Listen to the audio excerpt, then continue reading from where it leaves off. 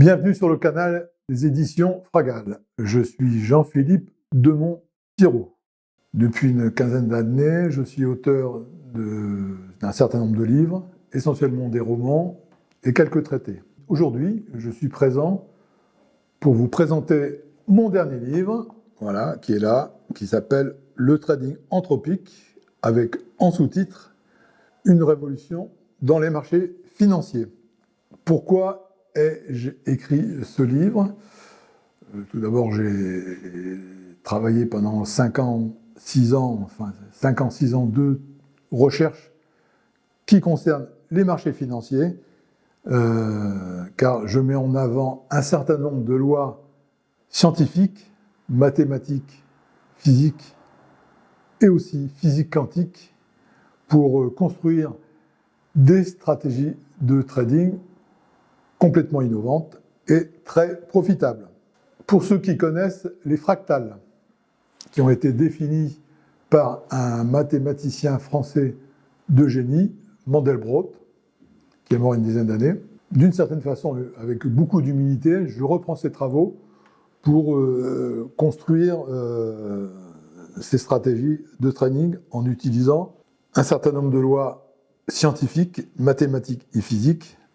J'ajoute que j'exclus dans mon travail la totalité des indicateurs techniques que les traders connaissent bien, considérant, et ce que j'essaye de prouver dans mon ouvrage, dans un chapitre dédié à cela, considérant que les indicateurs techniques sont au trading ce que l'astrologie est à l'astronomie.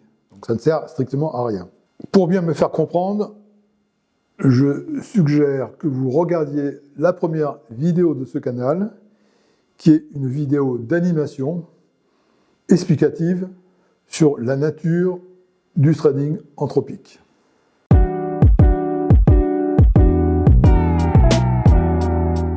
Premier exemple que je vais traiter. Une pomme.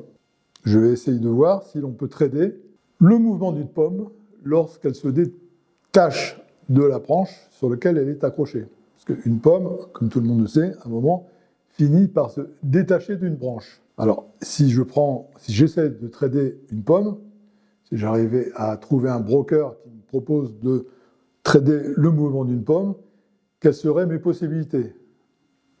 Soit la pomme va s'envoler dans le ciel, soit elle va rester suspendue dans les airs, soit elle va tomber au sol. Ça s'appelle les probabilités. C'est-à-dire, en probabilité, première loi scientifique, j'ai globalement une chance sur 3 de, entre guillemets, gagner mon trade si je trade ce mouvement. Étant considéré que je ne sais pas si elle va tomber au sol, si elle va rester suspendue dans les airs, ou si elle va s'envoler dans le ciel.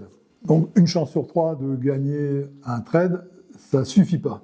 Alors, je vais devoir utiliser une deuxième loi mathématique, qui sont les lois sur les statistiques. Or, il se trouve que depuis 2 millions d'années, les hommes qui voient des pommes se détacher des pommiers font des statistiques spontanément. Et ils savent que, globalement, à 99% des cas, une pomme qui se détache d'un arbre tombe au sol. Alors, il reste quelques cas résiduels si une bourrasque vient les entraîner, mais la pomme finit toujours à un moment par retomber au sol. Alors ça, c'est pas mal, parce que ça me permet effectivement d'affûter mon choix. Si j'ai cette statistique-là, je vais pouvoir orienter mon trade. C'est-à-dire 99% des cas que la pomme tombe au sol, ça me permet globalement d'être certain de gagner mon trade si je prends un trade à la baisse. Alors ça serait parfait, mais comme on est très curieux, que les hommes sont très curieux, il faut se demander pourquoi une pomme va tomber au sol. Quelle est la raison? Et des hommes curieux, il y en a un de génie qui s'appelle Isaac Newton. Et qui est Isaac Newton? J'imagine qu'on en parle dans les cours de lycée, de collège, etc., les cours de physique. Isaac Newton est un mathématicien anglais, enfin, il a fait des études de mathématiques, de la philosophie et de la physique à Cambridge lorsqu'il avait une vingtaine d'années. La légende dit que un jour, il faisait une sieste sous un pommier. C'était en 1752, exactement. Et une pomme s'est détachée, est tombée sur sa tête et ça l'a réveillé. Et il a eu une intuition qui a défini la loi de la gravitation universelle. Il s'est dit, il y a quelque chose qui attire la pomme au sol, il y a une force qui l'attire, et cette force, c'est la loi de la gravitation universelle. À quoi ressemble l'équation de la loi de la gravitation universelle? Je vous l'indique là, mais c'est uniquement pour le fun, parce que franchement, ça ne nous apporte pas grand-chose. Moi, j'aime bien Newton parce qu'il peut prouver que l'on est un physicien de génie et un très mauvais trader. Car Newton, dans sa vie, a tradé. En 1720, à Londres, une compagnie qui s'appelait la Compagnie des Mers du Sud, je crois, qui avait le monopole du commerce avec l'Amérique du Sud, a émis des actions à la Bourse de Londres. Après une communication très active, beaucoup de Londoniens riches ont souscrit, dont Newton et certains de ses amis. Donc ils ont mis chacun un petit billet, et ils se sont aperçus qu'en quelques mois, le petit billet s'était multiplié par 2, par 3, par 4, et ils étaient très très contents. Et c'était en 1720. Et Newton s'est dit, la belle aubaine, je vais mettre la quasi-totalité de ma fortune personnelle. Donc il a souscrit la quasi-totalité de la fortune personnelle en souscription d'actions, mais patatrac, quelques mois après, l'action s'est effondrée et Newton a tout perdu.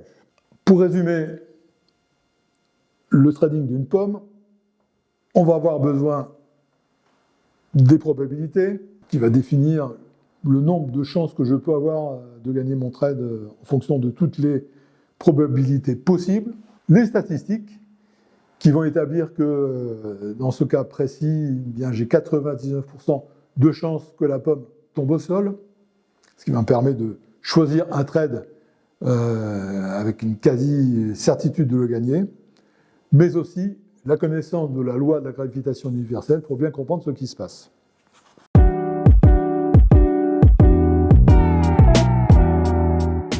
Et oui, on peut trader sa température corporelle. Alors, qu'est-ce qu'une température corporelle? On sait que la température d'un être humain est de 37 degrés, mais avec des micro-variations en fonction des activités dans la journée. Le sommeil, l'éveil, courir, marcher, manger, etc.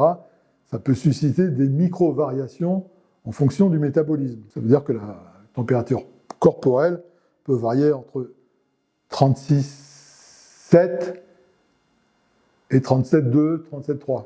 Si j'intègre ça sur un tableau, je vous le montre. Dans un tableau, vous avez l'abscisse, la ligne horizontale, et l'ordonnée, la ligne verticale.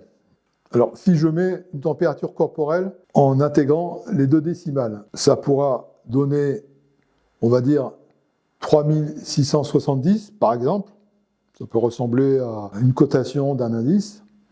Et 3730 en maximum. Alors, tout ça, ça peut donner l'idée d'utiliser, en termes d'analyse graphique, ce que les traders connaissent bien, c'est-à-dire les supports et les résistances. Donc, je vais tracer une ligne de support sur la cotation inférieure, on va dire ça comme ça, et une résistance sur la ligne de cotation supérieure. Je veux trader ma température corporelle. Donc on sait que dans ce genre de cas, lorsque la cotation de ma température corporelle va taper sur la résistance, on sait que il vaut mieux prendre un trade, on va dire, à la baisse, car la cotation va retomber.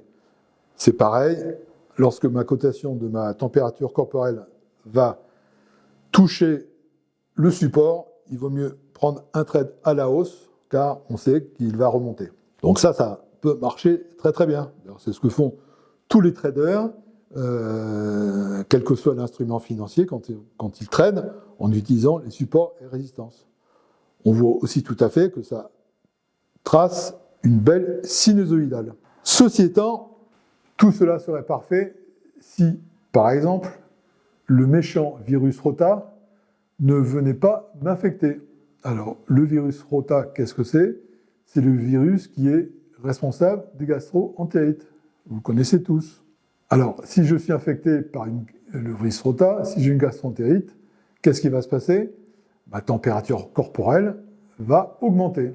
Ce qui fait que si je traite cette température corporelle, au moment où la cotation est à son maximum, on va dire à 3730, et si je prenais un trade à la baisse lorsque la cotation a atteint ce 3730, eh bien je vais perdre le trade, parce que la cotation va s'envoler. Il va y avoir un rush qui va taper peut-être 3800, 3900. J'aurai perdu mon trade. Même chose si je souffre d'hypothyroïdie. L'hypothyroïdie peut susciter des troubles métaboliques, en particulier une hypothermie, c'est-à-dire que ma température corporelle peut baisser. Ce qui fait que si, dans le même contexte, si je prends un trade pour trader, donc ma température corporelle au moment où la cotation est au niveau du support, eh bien, la cotation va faire exploser le support et va descendre à 3600, 3550 par exemple. Donc j'aurais perdu mon trade. Alors, pour résumer, cet exemple pris dans la médecine, j'ai besoin de quoi pour trader ma température corporelle? Bon, on va dire, globalement, toujours les probabilités, parce qu'en termes de probabilité, j'ai toujours une chance sur 3 de gagner mon trade concernant ma température corporelle. On sait fort bien que ça ne suffit pas. Je vais me servir des statistiques, car depuis la nuit des temps, on sait que l'être humain a une température corporelle qui est en moyenne de 37 degrés, avec des micro-variations. Donc ça, c'est les statistiques qui me donnent ça. Mais je vais avoir besoin aussi de certaines connaissances en médecine qui pourront me faire surveiller les cotations de ma température corporelle, en sachant que peut-être à un moment donné, si je suis malade, ma température va monter à 38, 39, 40 degrés, ou ma température corporelle va pouvoir descendre à 36, 35 degrés. Donc j'ai besoin effectivement de connaissances mathématiques et médicales, en particulier d'endocrinologie.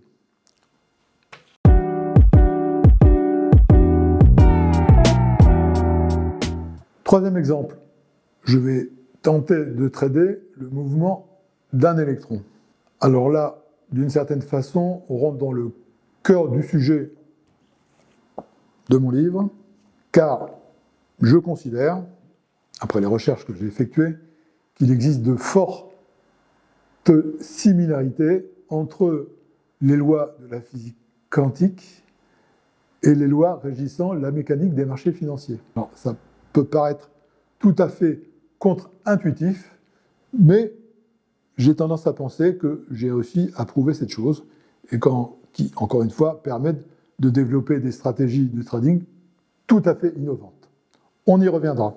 Alors, essayons de trader le mouvement d'un électron.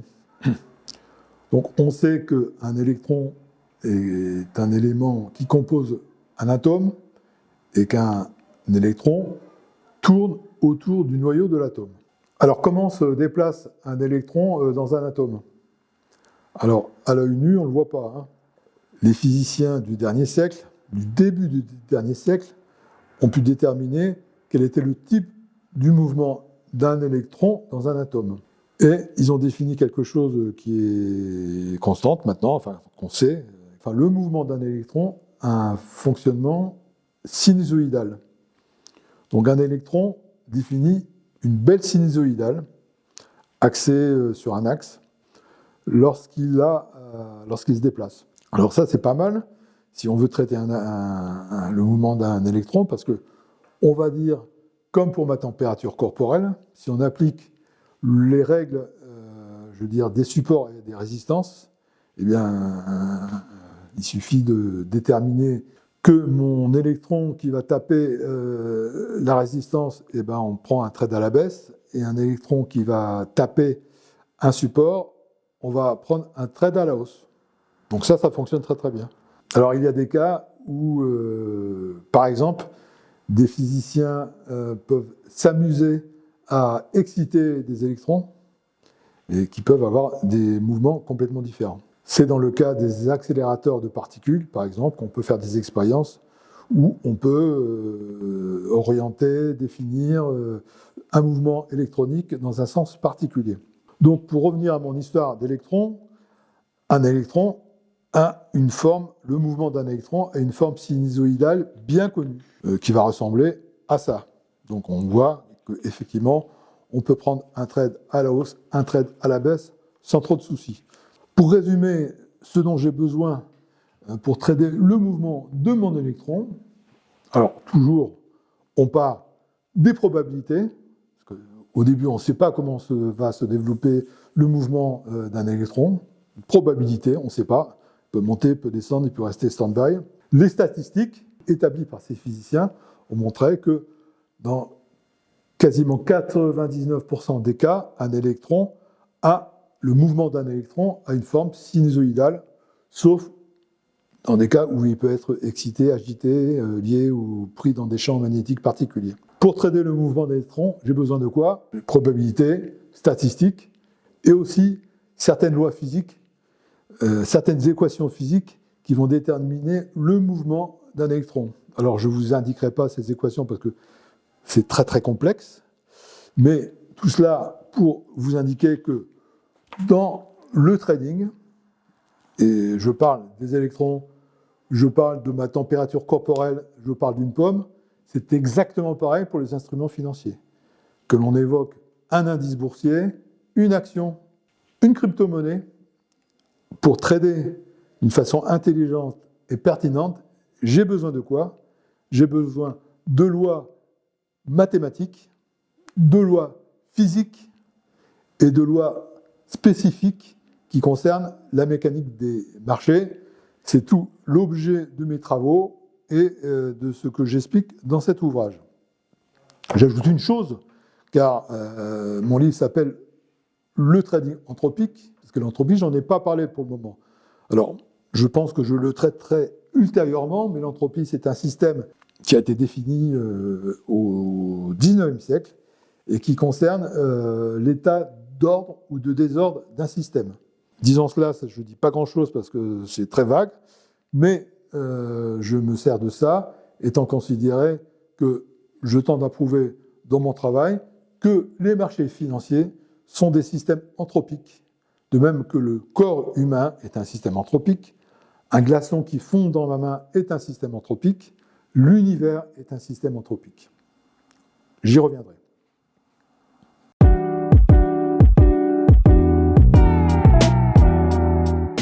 Mes premiers lecteurs de cet ouvrage m'ont posé des questions. Il y a une question récurrente, parce que dans cet ouvrage, je crois que c'est le chapitre 9 de ce livre, je propose ce que j'appelle la règle des 100. Alors, qu'est-ce que ça signifie, la règle des 100? C'est très très simple. 100 € de capital initial déposé dans n'importe quel broker fiable, on va dire en CFD en futur, parce que ça concerne plus les indices boursiers, parce que la règle des 100. 100 jours de trading anthropique bien entendu, au final, 100 000 € de capital. Alors, ça paraît contre-intuitif cette affaire, mais t'as fumé la moquette, etc. Non, pas du tout. Alors, je précise une chose, c'est quand je dis 100 jours de trading anthropique, c'est pas 100 jours de calendaire. C'est-à-dire, dans le trading anthropique, dans les stratégies du trading anthropique, on ne trade pas tous les jours. On va trader des jours très particuliers, que l'on peut déterminer à l'avance, bien entendu, c'est pas un hasard, et qui va nous permettre d'exclure tous les jours où les conditions ne sont pas suffisamment bonnes pour avoir des journées correctes. Donc on va exclure un certain nombre de jours, ce qui fait à peu près en moyenne, on va dire, par semaine, 2 à 3 jours de trading. Les autres jours que moi j'appelle des jours interdits, eh ben, on fait autre chose, on va à la pêche, tout ce que vous voulez, mais on ne traite pas. J'ajoute une chose, quand je dis jour de trading, ce n'est pas 12 heures de trading. Dans le trading anthropique, on ne traite que quelques heures par jour. Ces quelques heures par jour, c'est, puisque je peux évoquer, par exemple, les indices boursiers européens. Moi, personnellement, je trade le DAX, et ce qui signifie que je trade, on va dire, de 9h du matin jusqu'à 14h de l'après-midi. Ce qui fait que mes journées de trading, ce n'est pas 12 heures, ce n'est pas être scotché en permanence sur les marchés financiers, avoir une tête comme ça, c'est 5 heures de trading, de concentration. Cela permet d'appliquer, de dérouler mon algorithme financier, qui est cette règle des 100.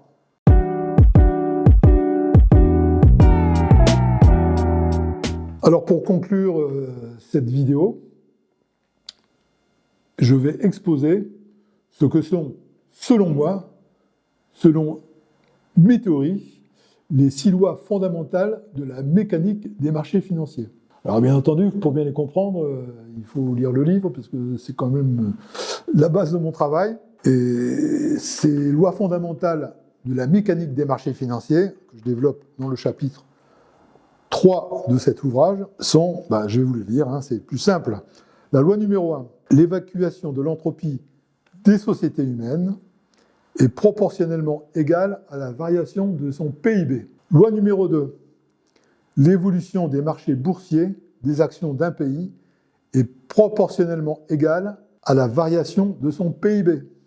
Loi numéro 3, toute société humaine, un pays, aura tendance à l'expansion, à la hausse de son PIB et à la hausse de son marché boursier des actions. Loi numéro 4, les marchés boursiers des actions sont des systèmes anthropiques ouverts, soumis à l'auto-organisation avec des structures fractales. Loi numéro 5, les actions cotées dans un marché financier ont un fonctionnement similaire aux particules élémentaires, définies par les lois de la physique quantique. Et loi numéro 6, les marchés des actions sont des structures permettant la dissipation d'énergie et de l'entropie. J'ajoute que le trading anthropique concerne la totalité des instruments financiers, les actions bien entendu, les indices boursiers, les paires de monnaie, les matières premières et les crypto-monnaies.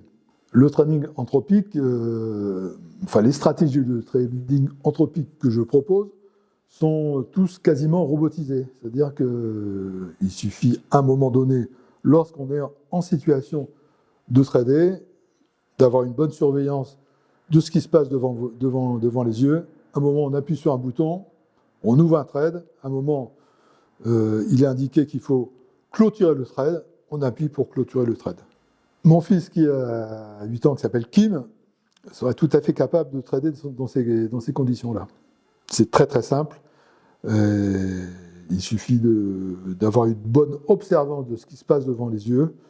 On sait quand il faut ouvrir le trade, on sait quand il faut le fermer, tout est indiqué. J'en ai fini avec cette première vidéo. Je vous propose de vous abonner à ce canal afin que vous soyez avertis des prochaines vidéos. La prochaine vidéo aura pour thème « Électrons, action, même combat, point d'interrogation ». Je vous remercie pour votre attention.